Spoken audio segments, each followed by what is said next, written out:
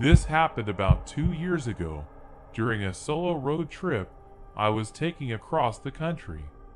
I was driving from Oregon to Colorado, mostly sticking to back roads and avoiding major highways. It was my way of escaping everything: work, family pressure, life in general. I had been driving for about 8 hours that day when I pulled off at a small rest stop in northern Nevada. It was nearly 1 a.m. The place was empty, silent except for the wind rustling through the desert shrubs. There was one other car parked near the edge of the lot, an older white SUV with its hood up. The driver was nowhere in sight. I parked closer to the building and went inside to use the bathroom. When I came back out, a woman was standing next to my car. She looked to be in her early 30s. Jeans, flannel shirt, hair in a messy bun. She didn't look threatening, more like exhausted. "Hey," she said, walking toward me. "Sorry to bother you, but my car's dead. I've been waiting for someone to stop for over an hour. My phone's out of battery, and there's no signal anyway." I glanced at her SUV. It did look pretty old.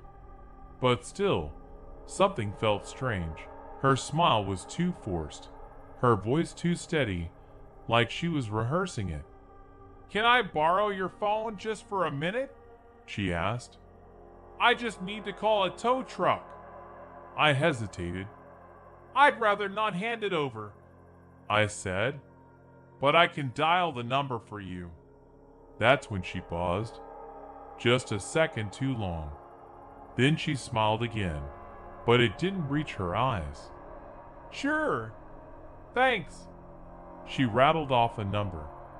I started to dial, then looked at her. "This is a tow company number?" "Yeah," she said quickly. I hit call. No signal. "Sorry, no reception." She looked down, annoyed. "Well, can you at least help me try to jump the battery? I have cables." Before I could answer, I heard something. A soft metallic clink, like something bumping inside a car. I turned and looked back at her SUV. There was movement in the passenger seat, quick, like someone ducking out of view. She noticed me looking and said quickly, "That's just my dog. He's skittish around people." But I didn't hear any barking, and the shape I saw definitely wasn't a dog. I stepped back toward my car. "Look, I'm sorry. I just don't feel comfortable. I hope you get help, but I need to go." Her entire expression changed. She didn't plead or beg, just went cold. "That's fine," she said. "Drive safe." As I got in and locked the door, I glanced in my rearview mirror. She was still standing there, staring at me. No anger, no expression, just watching. I drove off fast. About 10 minutes down the road, my curiosity got the better of me. I pulled over, opened my GPS, and searched the number she gave me. It wasn't a tow company. It was a disconnected landline from a town 3 states away. This happened about a year ago when I was living in a small town in upstate New York.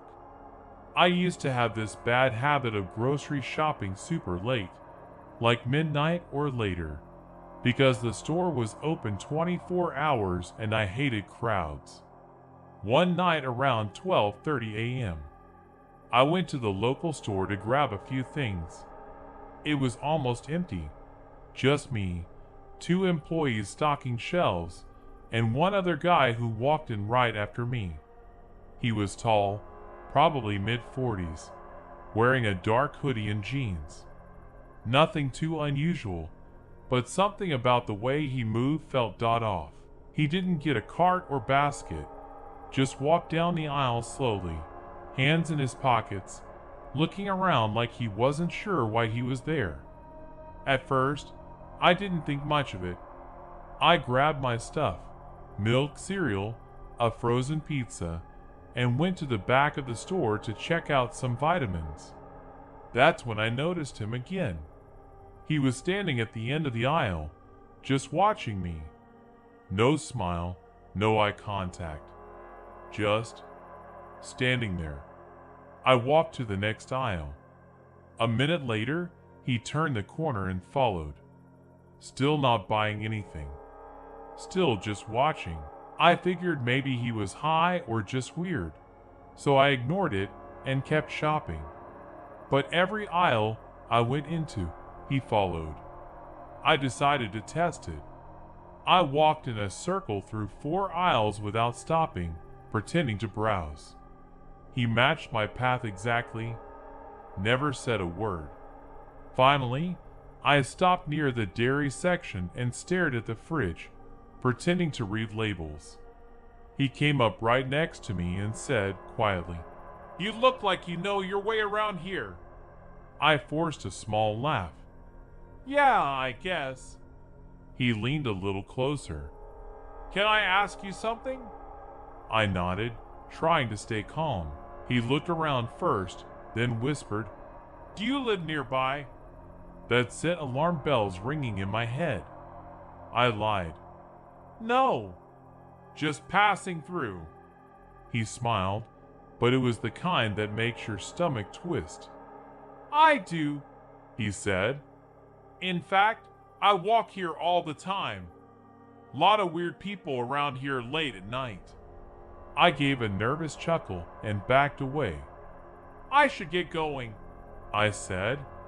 He just stood there, watching me walk toward the registers. As I was checking out, I looked back. He was still standing in the same spot, staring. Then, just before I finished paying, I noticed something chilling. There was another guy. Shorter, stockier, wearing a beanie. I hadn't seen him before, but he was near the front exit, pretending to look at candy. The way he glanced back at the man in the hoodie, it was like they were communicating without speaking. I grabbed my bag, left quickly, and power walked to my car. As I unlocked the door, I heard quick footsteps behind me. I spun around, heart pounding, but no one was there. Just the quiet hum of the parking lot lights. I jumped into my car, locked the doors, and backed out.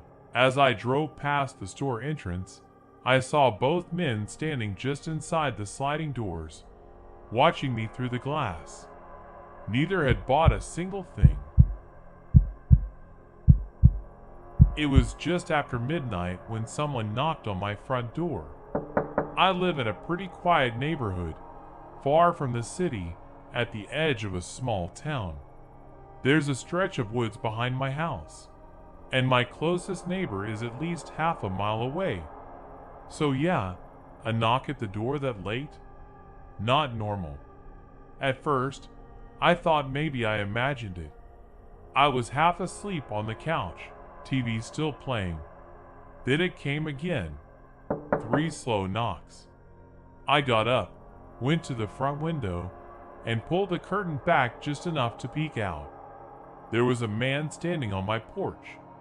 Probably mid-30s. Jeans, brown jacket, short hair.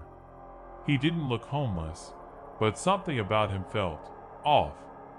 He wasn't moving. Just standing there, looking straight ahead at the door. I didn't open it. Instead, I called through the door. "Can I help you?" His voice was calm. Too calm. "There's been an accident down the road," he said. "I need to call for help. Can I come in and use your phone?" Now, normally I'd try to help, but the way he stood there, stiff, his hands in his pockets, and how he didn't look toward the window when I spoke, it made something in my gut twist. "There's a gas station about 2 miles back," I said. "They're open all night." Silence. He didn't move. Didn't answer. Then he said, "I can't walk that far. Please, it's freezing out here. His voice had shifted a little, still calm but firmer, like he was trying to hold something back. I'll call someone for you, I offered. Just tell me what number. Another pause. Then he took a step closer to the door. You don't understand, he said. I need to come inside. That's when I noticed he never mentioned who was in the accident. No details. No sense of urgency. Just vague requests. I backed away from the door. I'm calling the police, I said loudly. He didn't react. Didn't run. Just stood there for another 10 seconds, then turned slowly and walked off the porch, down my driveway, into the dark. I waited, heart pounding, watching through the window until I couldn't see him anymore. I did call the police. A deputy came by about 20 minutes later. I gave him the description, but he seemed skeptical. He said no accidents had been reported that night, and no one else had called in anything strange. The weirdest part? When I checked the porch the next morning, I found muddy footprints, but only leading to the door. None walking away.